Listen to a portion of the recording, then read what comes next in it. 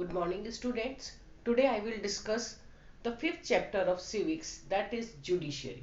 In this chapter, I will cover role of judiciary, structure of courts, branches of legal system. Clear, students? Now, what is judiciary? We have already read about the rule of law. Rule of law. What does this means? That law applies equally to all persons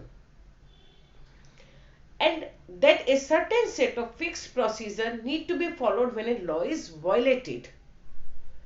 सबको equal right है law का और law सब पे equally apply होगा. अगर law का violation होता है तो now what will happen?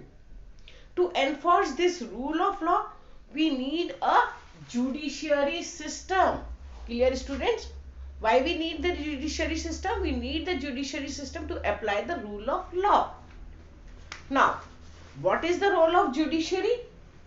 The role of judiciary is dispute resolving. दो लोगों के बीच में या कुछ लोगों के बीच में कोई डिस्प्यूट है उसको रिजॉल्व करना, that is the role of judiciary. The judicial system provides a mechanism for resolving disputes between citizens and the government, between two states government and between the central and the state government. कोई भी dispute लोगों के बीच में, governments के बीच में, दो state के बीच में, सेंट्रल और द स्टेट के गवर्नमेंट के बीच में अगर होता है तो उसको रिजॉल्व कौन करेगा? Who is responsible?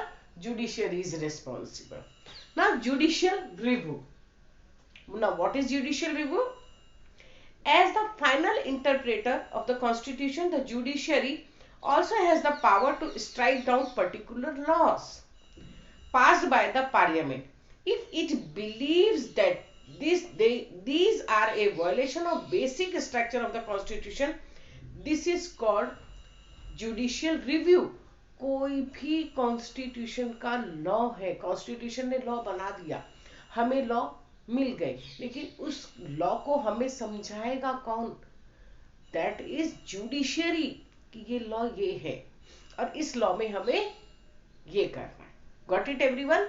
Next is upholding the law and enforcing fundamental right. Every citizen of India can approach the Supreme Court or the High Court if they believe that their fundamental rights have been violated. अगर किसी को लगता है कि उसके fundamental rights का violation हो रहा है तो he and she can go to Supreme Court or the High Court directly और they are responsible उनके fundamental rights को उनको दिलाने के लिए. अगर किसी के fundamental rights का violation अगर हो रहा है. Next, what is an independent judiciary? अब इंडिपेंडेंट जुडिशरी क्या है बेटा? Separation of power. We read in our last chapter about the separation of the power. This is the key feature of the constitution. Now, key feature of the constitution, what does this mean? The state like the legislature and the executive cannot interfere in the work of judiciary. State judiciary के work में interfere नहीं कर सकता. Judiciary independent है और उसको अपना work करना है. उसके अंदर कोई भी, स्टेट मीन्स गवर्नमेंट, कोई भी जो है एनफोर्स, कोई भी उसको फोर्स नहीं कर सकता किसी भी कि पर्टिकुलरली आपको यही लॉ जो है बनाना, यही लॉ है और आप इसको इस तरीके से आप डिसीजन देंगे. No, nobody can enforce the judiciary कि वो अपने डिसीजन को उनके अकॉर्डिंग मोल्ड करे. The court are not under the government and do not act on their behalf. Court किसी भी गवर्नमेंट के अंडर में नहीं है, वो एक सेपरेट बॉडी है और वो गवर्नमेंट के अकॉर्डिंग भी वर्क नहीं करेंगे. It means judiciary is independent. Now what is the structure of the court in India? Structure of the court in India, there are three different levels of court in our country. There are several court at the lower level while there is one at the apex level. The court that most People interact with our what are called subordinate or the district courts. These are usually at the district or the tehsil level or in towns, and they hear many kinds of cases.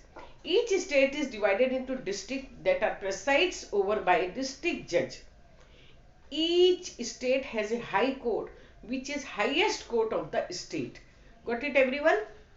In districts, district courts which is presides over by a district judge, and in state the highest judicial body is high court. Got it everyone? Highest judicial body in the state is high court. At the top of the Supreme Court that is located in New Delhi and is presides over by the Chief Justice of India. And last, which judiciary is highest? Supreme Court, and it is presides over by a Chief Justice of the country India. Got it everyone? Now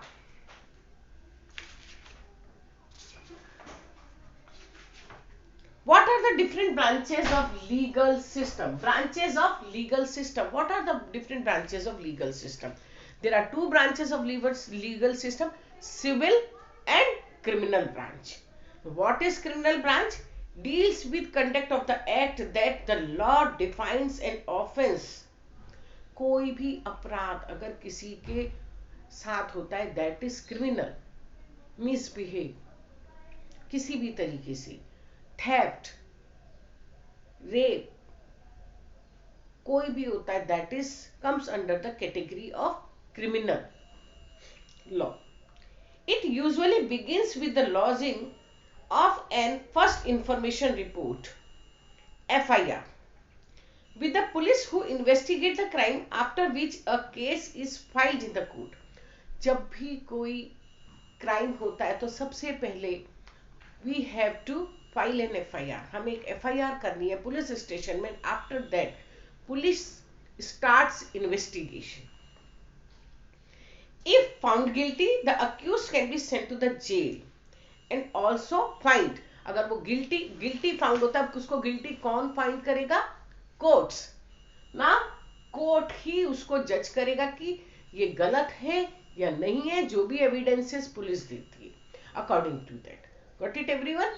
और उसके बाद उसको jail हो सकती है, fine हो सकता है according to the crime. Now the second branch of the legal system is civil. Deals with any harm or the injury to the right of individual. For example, dispute relating to sale of land, purchase of goods, rent matter, divorce cases. A petition has to be filed before the relevant court by the affected party only. In a rent matter, either the landlord or tenant can file a case. The court gives the specific relief asked for. For instance, in a case between a lord and a tenant, the court can order the flat to be vacated and pending rent to be paid. Now the second branch is civil. Civil में बेटा कौन कौन से case आते हैं? Civil में property dispute के case आते हैं. सिविल में हमारे कोई भी राइट्स का वायलेशन हो रहा है, इवन डाइवोर्स केसेस भी सिविल हम कोर्ट में जो है सिविल ब्रांच के अंडर आते हैं. और इनके लिए डिफरेंट कोर्ट्स होते हैं, सेम कोर्ट नहीं होते बेटा, इनके लिए अलग कोर्ट है, सिविल कोर्ट्स हैं. और इन्होंने बनाए हैं कि इस कोर्ट में ये मैटर डिसाइड होंगे, इस कोर्ट में ये मैटर डिसाइड होंगे, जो भी है. नाउ इन मैटर में किसी के भी फेवर में डिसीजन जा सकता है, डिपेंड्स क्या सिचुएशन है. Now does everyone have access to the courts? Does everyone have access to the courts? क्या सभी कोर्ट जा सकते हैं? Yes, the everyone can access to the court in India because this is our fundamental right. हमें ये भी एक हमारे यहाँ राइट है कि हमको रूल ऑफ लॉ है, सबके लिए है, जुडिशरी इंडिपेंडेंट है और हमें राइट है. गवर्नमेंट भी अगर किसी के साथ कोई क्राइम हुआ है तो हमें राइट है, हम कोर्ट जा सकते हैं. All citizens of India can access the court in this country. This implies that every citizen has a right justice through the court. सबको right है justice पाने का through the court. In response to this, the Supreme Court in early 1980 devised a mechanism of public interest litigation. What is PIL? Public interest litigation. In the High Court to increase cases to justice. It allowed any individual or the organization to file a PIL in High Court or Supreme Court on behalf of those whose rights are being violated. अगर किसी का right violated हो रहा है तो उसके behalf पर कोई भी PIL फाइल कर सकता है. PIL फाइल करने के लिए आपको कोर्ट जाने की जरूरत नहीं है, वो किसी भी तरीके से फाइल हो सकती है, even with the letter also. कई बार एनिमल्स के साथ बहुत क्राइम हो रहा है, अब एनिमल्स नहीं जा सकते, या ऐसे पीपल बॉन्डेड लेबर है, वो ऑलरेडी बॉन्डेड है तो वो कैसे जाएगा, तो उसके बिहाफ पर कोई दूसरा भी PIL public interest litigation court में फाइल कर सकता है और कोर्ट उसी प्रोसेस के साथ इसको भी एंटरटेन करते हैं. Got it everyone? Under the article 22 हम सबको जस्टिस पाने का राइट है और कोर्ट भी हमें, जैसे कोई गरीब है उसके पास लॉयर करने की फैसिलिटी नहीं है तो गवर्नमेंट और the court will provide the lawyer to him. For example Kasab, सबने सुना होगा हु वाज कसाब. कसाब जो ताज और ओबराय होटल में अटैक में पकड़ा गया, ही वाज पाकिस्तानी टेररिस्ट. जब वो पकड़ा गया था तो उसके पकड़ने के बाद उसके पास कोई लॉयर नहीं था उसको डिफेंड करने के लिए, तो इंडियन गवर्नमेंट ने उसको लॉयर प्रोवाइड किया. Because we are having this type of rule कि अगर किसी के पास कोई अपनी बात को कहने के लिए उसके पास लॉयर नहीं है तो government will provide under the article 22. Got it everyone? So yes, everyone have access to the courts through PIL or we can go directly. Got it everyone? What is PIL? Public interest litigation. Everyone is having the right. अगर आपको लग रहा है कि किसी का right का violation हो रहा है तो on behalf of that you can file PIL in the court. What is FIR? First information report. First information report है. फर्स्ट इंफॉर्मेशन, हम जा रहे हैं, हम बता रहे हैं हमारे साथ ये क्राइम हुआ है और एक इंफॉर्मेशन हम पुलिस को दे रहे हैं. After this filing the FIR, police starts investigation and prepares A chargesheet. After chargesheet court में केस फाइल होता है और वहां से जुडिशरी का रोल स्टार्ट हो जाता है कि पर्सन इज गिल्टी और not. Now I am repeating again the highlights of the chapter. Role of judiciary: dispute resolving, judicial review, upholding the laws and enforcing fundamental right. Structure of the courts: civil courts, criminal courts. Structure of the courts: district court, high court, supreme court. District court in districts presides over by district judge. High courts in state, and High Court is the highest body of the state, judicial body of the state, and Supreme Court is located in New Delhi and presides over by a Chief Justice of India. Now, branches of legal system: civil and criminal. Two branches are there. Does everyone have access to the courts? Yes, everyone can access to the court, either individually or through the PIL. Got it everyone? This is all about our chapter judiciary. Have a nice day.